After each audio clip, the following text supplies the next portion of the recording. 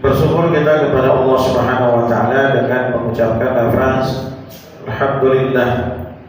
Kemudian kita bersalawat kepada Nabi Muhammad sallallahu alaihi wasallam dengan lafaz Allahumma shalli ala sayyidina Muhammad wa ala alihi sayyidina Muhammad. Baik Bapak Ibu hadirin dirahmati Allah Subhanahu wa taala, kita sudah masuk pada hadis yang ke-8 Al-Ma'in Al-Imam An-Nawawi rahimahullah ta'ala wa ardah. Ini membahas tentang kehormatan seorang muslim, ya. Haramnya darah seorang muslim, ya. Bagi orang yang sudah mengucapkan kalimat la ilaha, kalimat syahadatain. Ali bin Umar radhiyallahu anhu disebutkan oleh Sayyidina Ibnu Umar radhiyallahu anhu, yaitu anak daripada Sayyidina Umar bin Khattab radhiyallahu anhu. Ada Rasulullah sallallahu alaihi wasallam, bahwasanya Nabi Muhammad sallallahu alaihi wasallam sabda, dan Ibnu Umar ini kita sudah bahas ya dalam pertemuan-pertemuan yang sebelumnya, termasuk daripada minal fuqaha di zaman Nabi dan para sahabat. Ya, jadi kita sudah jelaskan ya dalam pertemuan yang sebelumnya, tidak semua sahabat Nabi itu adalah orang alim.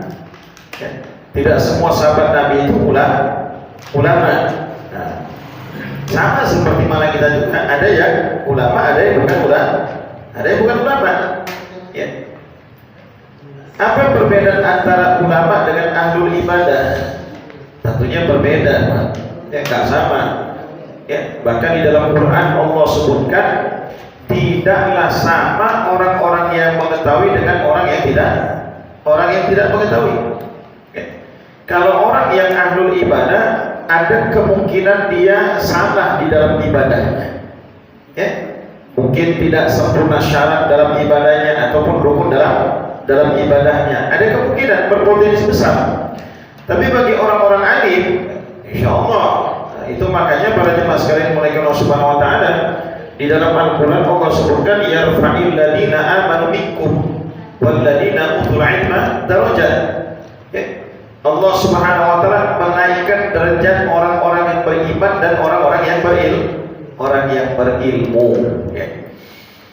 Jadi Ibnu Umar ini adalah termasuk minal fuqaha, termasuk orang-orang yang faqih di kalangan para sahabat Nabi Muhammad sallallahu alaihi wasallam. Anna Rasulullah sallallahu alaihi wasallam, bahwasanya Nabi Muhammad sallallahu alaihi wasallam bersabda, qala umirtu an uqatilan nas hatta yashhadu an la ilaha illallah wa anna Muhammadar Rasulullah. Kata Nabi Muhammad SAW, umirtu, aku diperintahkan. Nah, kita bahas satu persatu. Umirtu, aku yang diperintahkan. Yang memerintah Nabi, yang diperintah siapa di sini? Yang diperintah siapa? Umirtu, kata Nabi. Aku diperintahkan. Yang diperintah adalah Nabi. Yang bisa memerintah Nabi itu siapa? Siapa? Cuma Allah yang bisa memerintah Nabi. Yang diperintah Nabi, yang memerintah adalah Allah Subhanahu wa taala. Aku diperintahkan kata Nabi. Apa yang diperintahkan Allah kepada Nabi? An uqatilan nas. Untuk di sini harus kita pahami. Kenapa para jemaah sekalian mulai Allah Subhanahu wa taala? Orang itu kalau membaca terjemahan hadis ini, akan banyak orang yang tidak akan tertarik kepada agama Islam. Ya. Dan kalau kita melihat ini hadis inilah yang banyak digunakan oleh orang-orang Islam yang beraliran keras, atau mungkin kita identik dengan terorisme. Hadis ini yang mereka gunakan sebagai dasar pergerakan mereka. Padahal para jemaah sekalian mulai Allah Subhanahu wa taala, Nabi Muhammad SAW mengatakan, umirtu, aku diperintahkan Allah Subhanahu wa taala an uqatila, bukan an aqtulu. tapi uqatilah.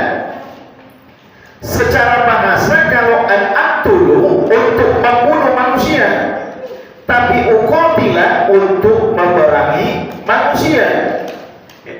Bahkan kalau Syekh Hisham Kamil, seorang ulama daripada Azhar Mesir, itu beliau mensyarahkan hadis ini dengan bahasa yang lebih lembut lagi. Aku diperintahkan Allah untuk menolong agama Allah, mendakwakan agama Allah sampai orang-orang itu mengucapkan kalimat syahadat. Kenapa para jemaah sekalian mulai Allah Subhanahu wa taala? Ketika Nabi mengatakan umirtu, aku diperintahkan Allah, ya, aku diperintahkan Allah Subhanahu wa taala, ini dalam rangka masalah imamah. Dalam masalah imamah. Nabi itu imam. Betul kan? Nabi itu adalah imam. Nabi Muhammad SAW imam. Dan kemudian setelah itu orang-orang yang semisal Nabi Muhammad SAW dalam hal ini adalah hakimud daulah. Karena ada hukum yang sifatnya itu bisa ditegakkan hanya melalui pemerintahan, melalui hakimud daulah. Kalau seandainya setiap orang punya pemikiran sama, apalagi di zaman sekarang dengan kedangkalan ilmu seseorang yang dengan begitu mudah mengkafirkan orang. Karena hukum ini terbagi menjadi 3. Yang pertama adalah hukum farad, kemudian hukum imamah, kemudian setelah itu hukum qada. Hukum farad ini adalah berlaku kepada setiap individu. Sedangkan hukum imamah ini berlaku kepada pemerintah, hakimud daulah, yang berhubungan dengan qisas, orang yang membunuh dibunuh. Kemudian setelah itu hadus zina, yang berhubungan dengan hak bagi orang yang berzina. Ini yang berhubungan dengan hal seperti ini. Sedangkan hukum qada ini hal-hal yang bersifat sengketa dalam masalah jual beli, dalam masalah waris. Ini juga berhubungan dengan yang bisa menyelesaikan ini adalah para qadhi, yaitu hakim-hakim yang ada di pengadilan. Nah, kalau seandainya dengan kedangkalan ilmu hari ini orang, kemudian dia memahami bahwasanya umirtu an uqatil dalam masalah berkisos, yang membunuh dibunuh.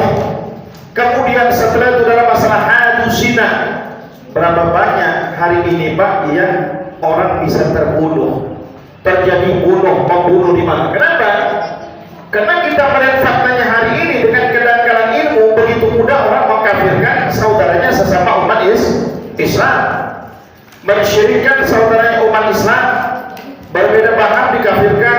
Karena kalau sudah dijatuhkan hukum kafir, maka murtadlah orang ini. Kalau orang murtad itu darahnya halal untuk dibunuh, ya, darahnya halal untuk dibunuh. Dan kemudian setelah itu para jemaah sekalian mulai Allah Subhanahu wa taala, seperti mana kisos yang membunuh dibunuh. Ini kan gak bisa dibuktikan dengan per orang-orang, harus melalui pengadilan. Bisa-bisa saja orang punya duit, kemudian setelah itu dia membunuh orang, dikambing hitamkannya orang lain. Harus dibuktikan dalam pengadilan. Begitu juga dengan hadus zina, hukum dalam hak hukuman yang diberikan kepada pezina. Nah, para jemaah sekalian mulai Allah Subhanahu wa taala. Jadi yang diperintahkan kepada Nabi Muhammad SAW, an uqatilan nas, aku diperintahkan, bahasa yang lebih lembut itu, ya, bukan aqtulu tapi uqatilan nas, untuk memerangi manusia. Ya. Karena sejarahnya Bapak Ibu hati mulai Allah Subhanahu wa taala, kita melihat para jemaah sekalian yang mulai Allah Subhanahu wa taala, ketika di Makkah itu tidak ada satu pun peperangan. Betul ya? Tidak ada satu pun peperangan ketika di Makkah. Dan kemudian setelah itu ada tertib. Ya. Kalau bahasa Quran Bapak Ibu hati mulai Allah Subhanahu wa taala, wa qatilu fi sabilillah, dan bunuhlah mereka di jalan Allah Subhanahu wa taala kama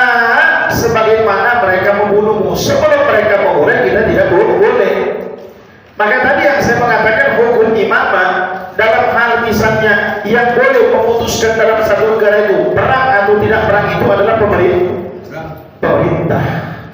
Nah, ya, jadi pemerintah. Misalnya ini saya bilang, kita ini misalnya, ya, yang wajib ain itu untuk berperang ketika Palestina itu dibantai habis-habisan, yang wajib itu adalah masyarakat umat Islam yang ada di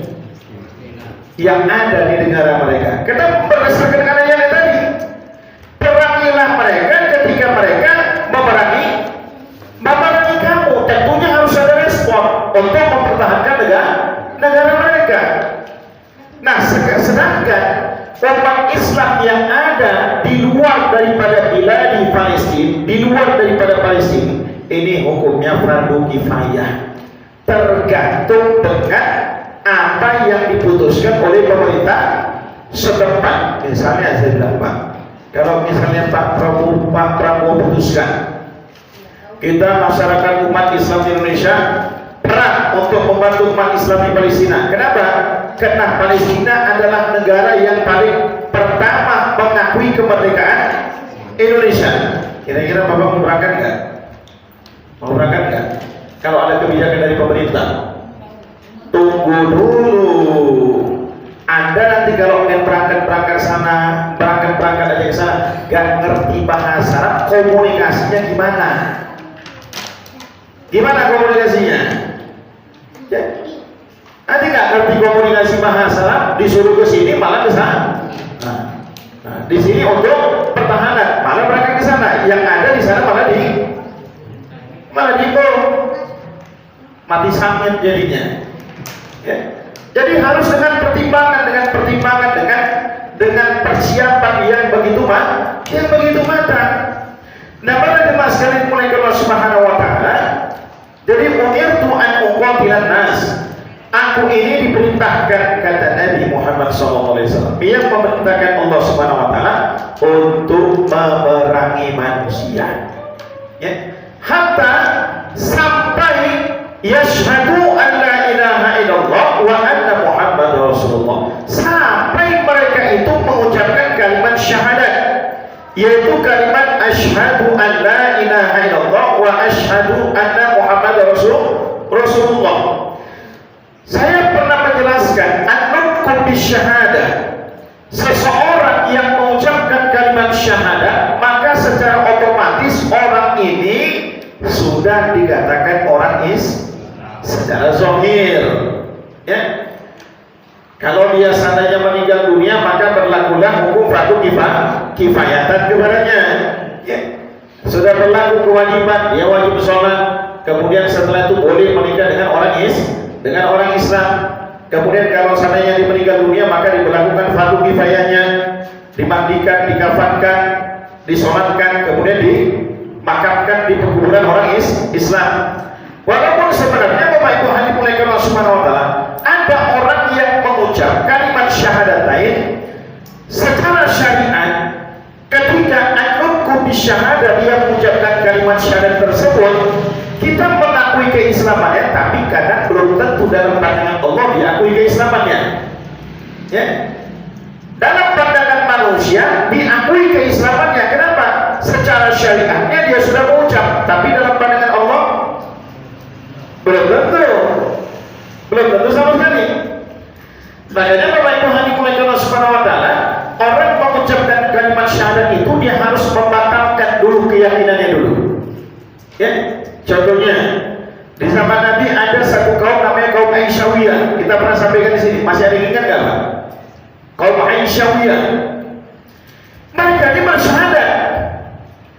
Mereka bersyahadat asyhadu an la ilaha illallah wa asyhadu anna Muhammadar. Tapi mereka ini syahadatnya meyakini Tuhan sebagai Allah dan meyakini Nabi Muhammad hanya untuk Zazirah, untuk Mekah Madinah saja, hanya untuk Zaziratul Arabiyah saja. Maka secara syahadatnya tidak diterima Allah Subhanahu wa taala, karena Nabi Muhammad itu diutus bukan untuk hanya orang-orang Arab saja. Nah, ketika mereka masuk dalam agama Islam secara sempurna, maka ditambah asyhadu an la ilaha illallah wa asyhadu anna Muhammadar Rasulullah lil alamin. Ada pertambahan lil alamin untuk membatalkan keyakinannya dulu. Karena dulu memiliki satu keyakinan Nabi Muhammad diutus hanya untuk orang-orang Arab. Maka untuk membatalkan keyakinan itu tambahkan lil alamin. Makanya kita tuh kadang-kadang kalau mensyahadatkan orang yang masuk Islam, keyakinan lamanya harus dibatalkan dulu.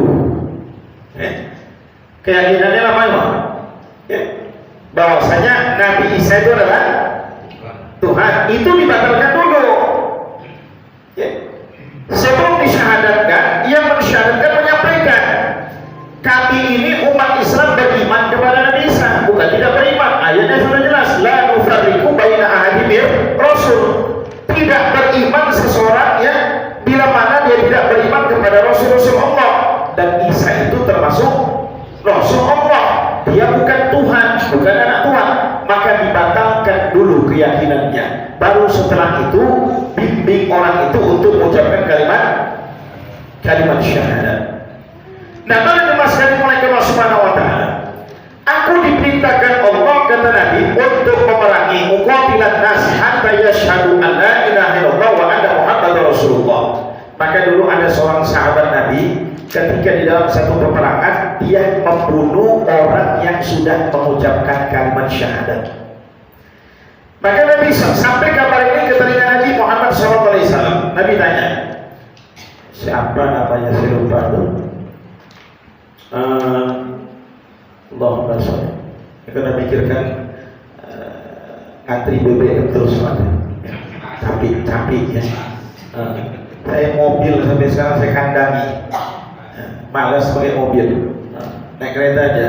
Itu pun tadi pagi baru ngantri, 2 jam ngantri baru dapat minyak. Malah aku himpul aja itu.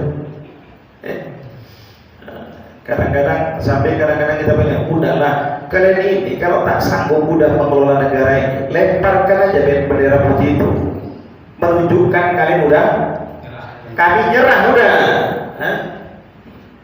Ada kawan saya, Brigjen Jenderal Bintang 1, penyidik di Mabes Polri. Saya buat status di WhatsApp, story WhatsApp, SW, dia lihat apa statusnya. Saya buat di dalam status tersebut, Bapak Ibu hadirin Allah Subhanahu wa taala, hanya hidayah dan kematian yang bisa memberhentikan kerakusan mereka para pejabat ini. Ya. Kalau seandainya Allah masih berkehendak memberikan hidayah kepada mereka, beri hidayah Allah. Tapi kalau seandainya memang Allah sudah tidak berkehendak memberikan hidayah lagi sama mereka, datangkan malaikat maut untuk mencabut nyawa mereka. Betul tak kira-kira Pak? Ya. Amin kan? Amin. Cepat kali kan amin. Nah, lupa saya itu. Yang memimpin intinya seorang sahabat, Zaid bin Haritsah anaknya Nabi suruh melangkapnya. Intinya ada seorang sahabat, dalam satu peperangan tersebut dia membunuh orang kafir yang sudah mengucapkan kalimat syahadat. Beritanya sampai kepada Nabi. Usama bin Zaid, anak daripada Zaid bin Haritsah. Ya. Maka beritanya sampai kepada Nabi. Nabi tanya, kenapa kamu membunuh orang yang sudah mengucapkan kalimat la ilaha illallah, kalimat syahadat? Kata Usama, ya Rasulullah, dia mengucapkan kalimat itu karena takut mati ya Rasulullah. Kalian musuh dibunuh, begitu dibunuh dia ucapkan. Orang kalau sudah dalam keadaan terdesak, apapun bisa dilakukan, kan gitu kan? Diucapkan kalimat syahadat itu, dibunuh juga sama sahabat ini sampai ke telinga Nabi. Dan kemudian dia mengatakan, ya Rasulullah, dia mengucapkan kalimat syahadat masuk dalam agama Islam karena dia takut mati. Maka Nabi Muhammad SAW mengatakan, apakah kau sudah melihat apa yang ada dalam isi hatinya sehingga kau bisa menghukumi dengan seperti itu? Karena urusan hati itu urusan Allah. Yang penting lidahnya sudah mengucap secara syariat, orang ini sudah masuk dalam agama Islam dan berlakulah hukum Islam kepadanya. Ya. Nah, pada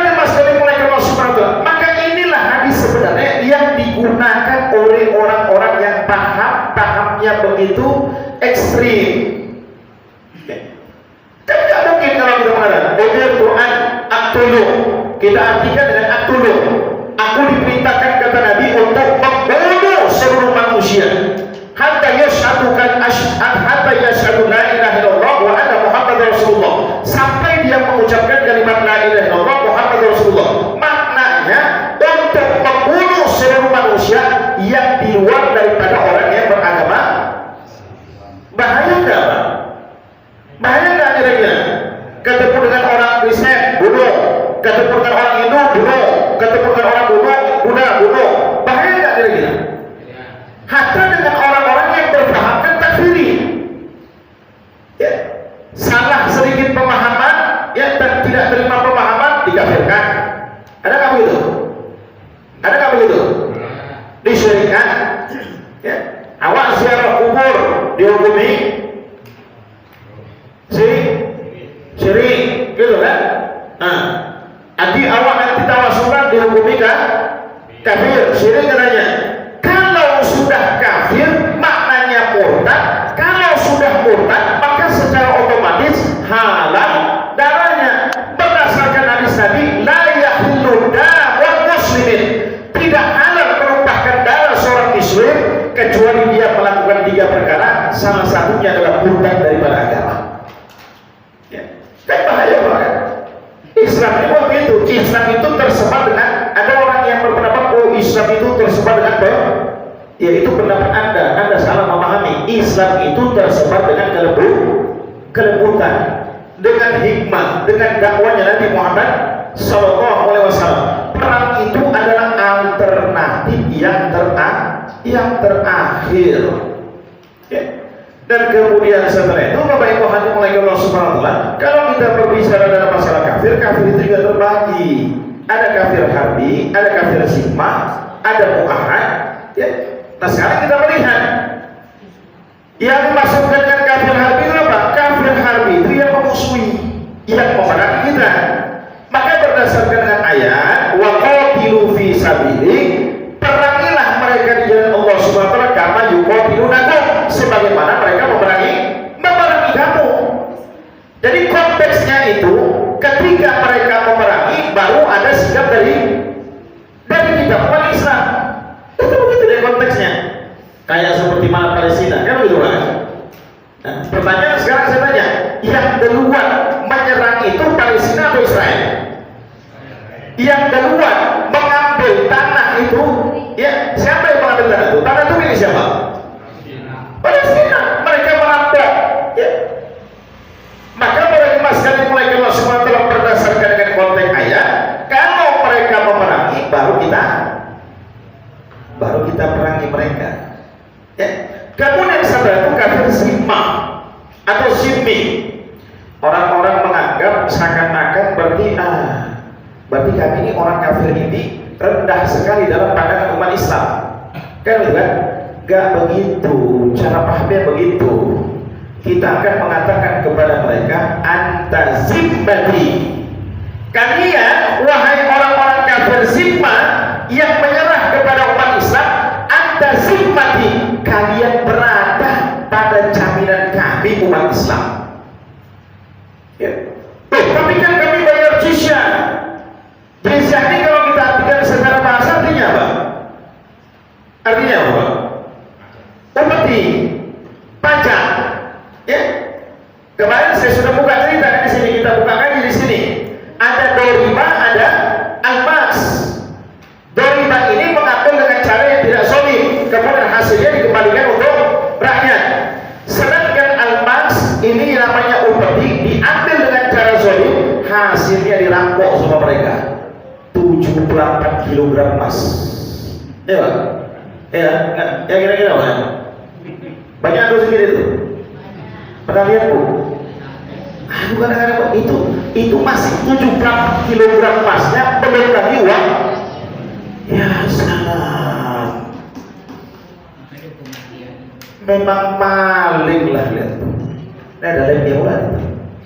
Tapi kita apa-apa, nggak masalah. Kita nggak sebut bahwa orang yang sudah makruf sudah itu. Yang maling sama maling sedang kerjasama untuk menutupi menutupi kemalingan. Dari mana pula jalannya? Setelah itu diserahkan, dialihkan penyelesaiannya kepada kejahatan. Dari mana jalannya? Bintang 2 bulan bintang 1 yang memeriksa bintang 3. Salah. Kemudian setelah itu imigrasi mengeluarkan surat cekal terhadap Jampitsus. Ketika dikeluarkan surat cekal, sebelum dikeluarkan surat cekalnya, tersebar informasi orangnya sudah di Mekah umroh.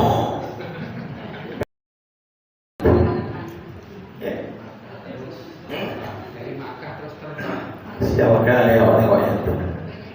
Habis maling dipakainya pula uang itu untuk itu aja lah memang kerja pejabat di Indonesia ini. Habis maling habis maling haji, pulang haji kena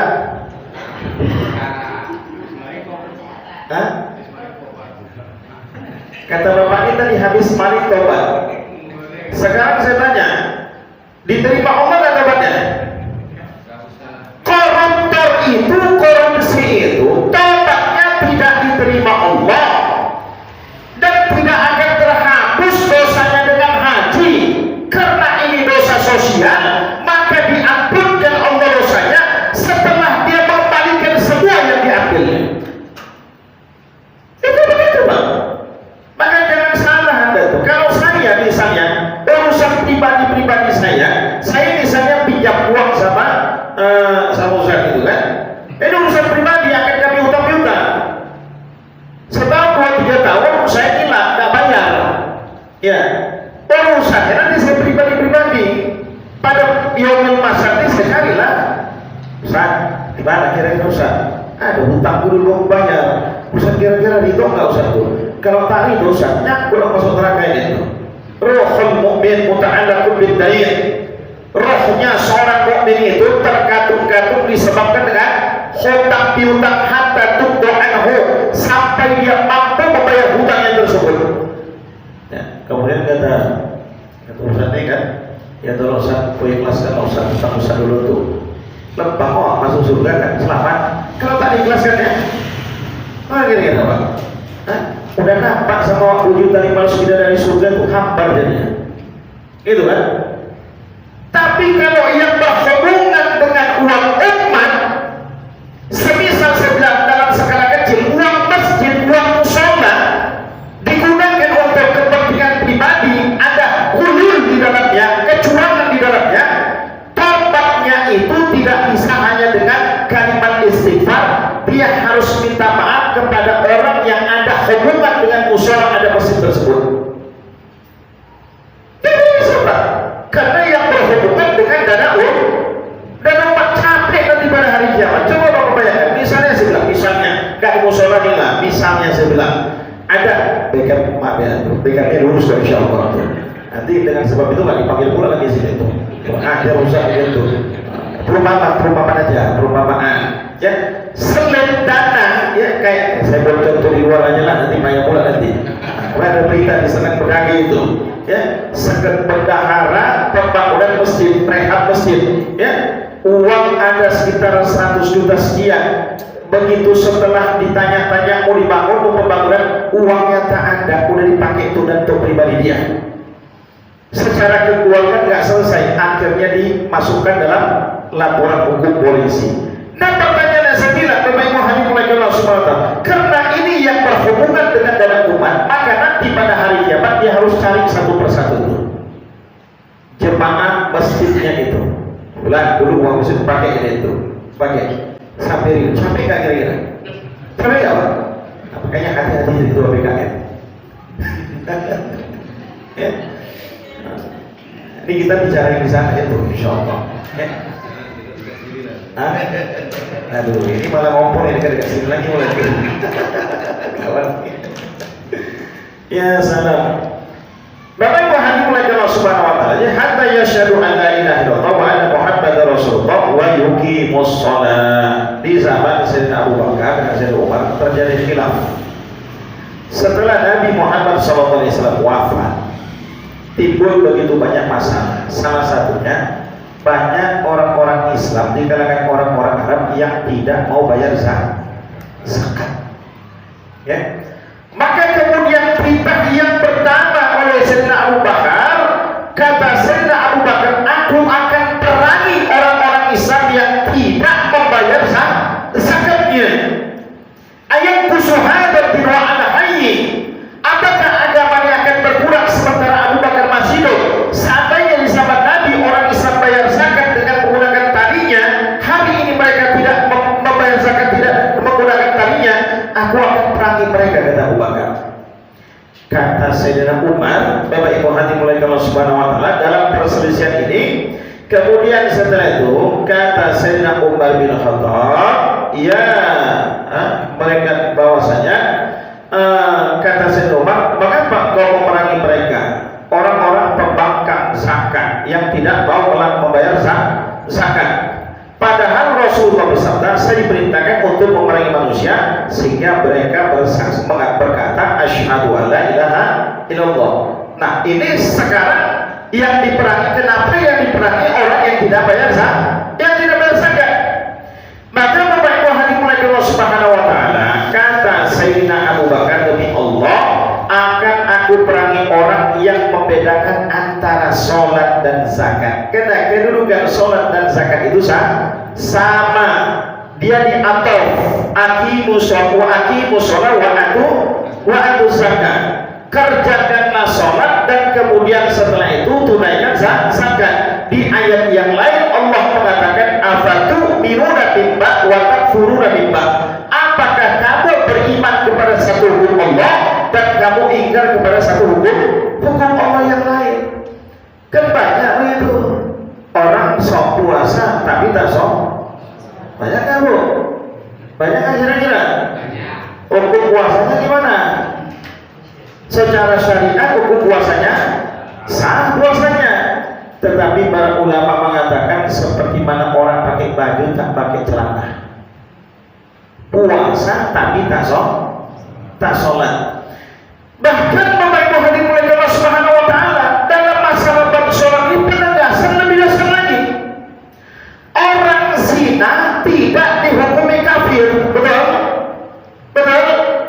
Orang membunuh begitu juga. Tapi orang yang nggak sholat, orang nggak sholat, bainal kufri wa syirki tarkus sholat. Orang yang membedakan kekufuran dengan kesyirikan adalah orang yang meninggalkan sholat. Bahkan Abu Yasir Muhammad Maliki dalam kitabnya Qul Hadi Sabili mengatakan wa qalu ba'dus salat, berkata sebagian ulama salat, tarikus salat, bagi orang yang meninggalkan salat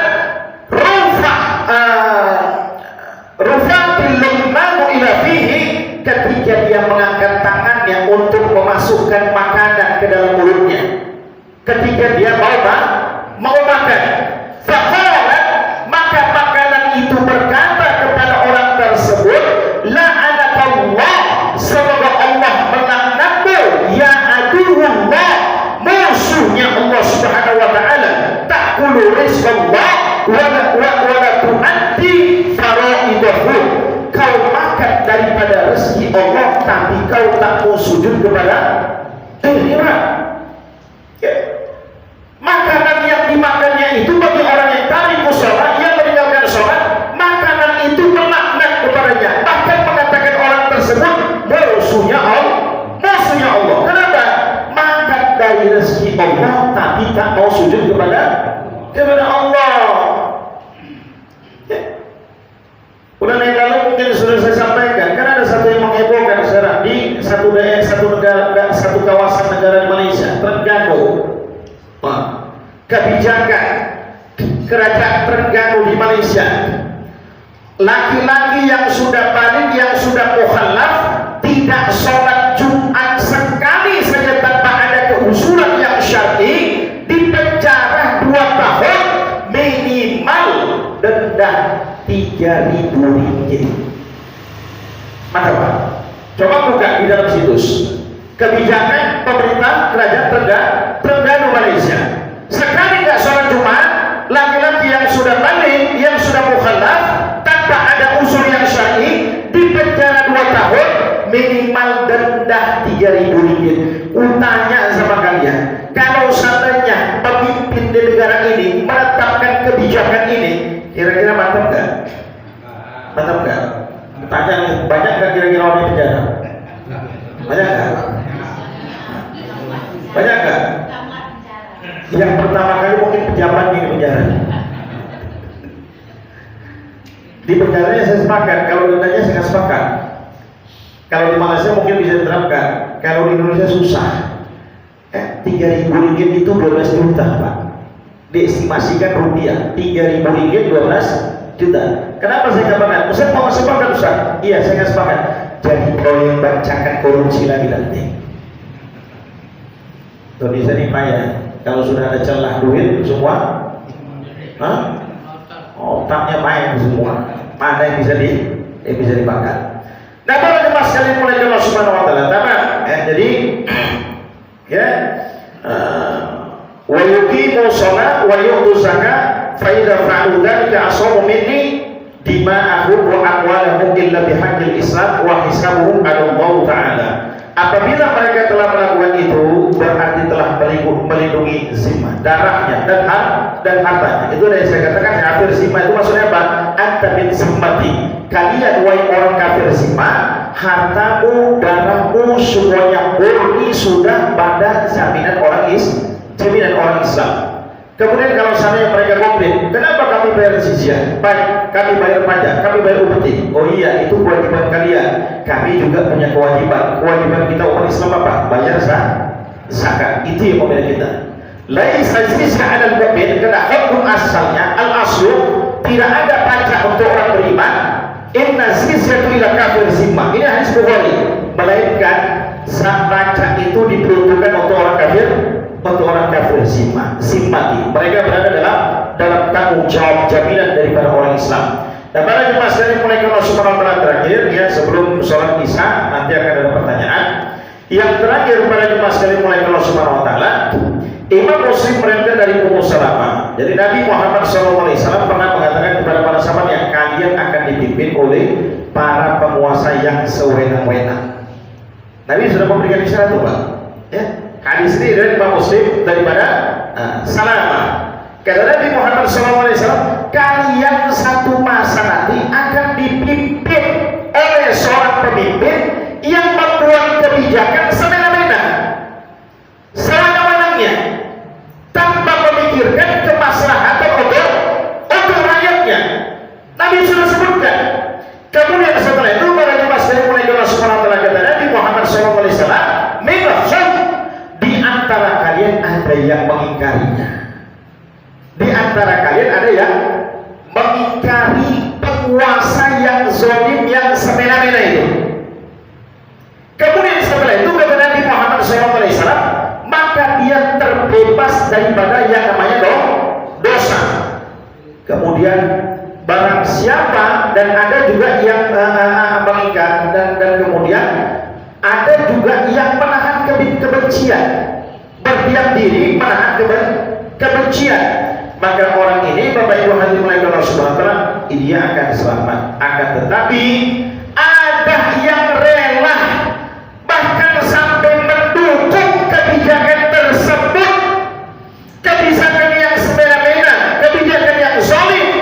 Maka para jemaah sekalian mulai Allah Subhanahu wa taala, walaupun dia tidak melakukannya, dia tetap akan menjadi orang yang menanggung dosa tersebut daripada kebijakan yang zalim itu. Dan kemudian setelah sahabat bertanya, ya Rasulullah, apakah kamu tidak memerangi mereka ya Rasulullah?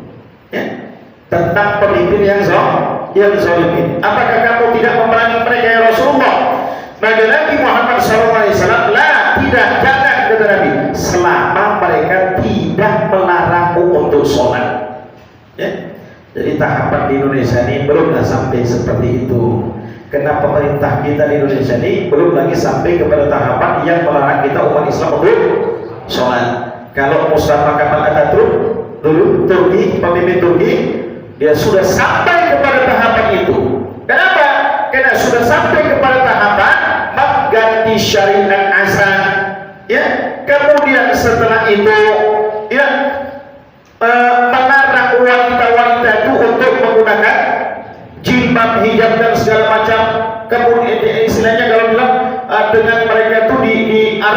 untuk jadi wanita yang kebarat-baratan, itu sudah sampai kepada tahapan itu. Tapi kalau negara kita di Indonesia ini belum lagi sampai tahapan yang seperti itu, karena memang pemerintah ini belum lagi sampai melarang kita untuk melaksanakan ibadah dalam hal ini adalah ibadah sholat. Tamam, ada waktu beberapa menit, saya barakan sampai di sini. Bapak Ibu hadirin Allah Subhanahu wa taala, kita buka untuk sesi tanya jawab sesuai dengan tema ataupun di luar daripada tema.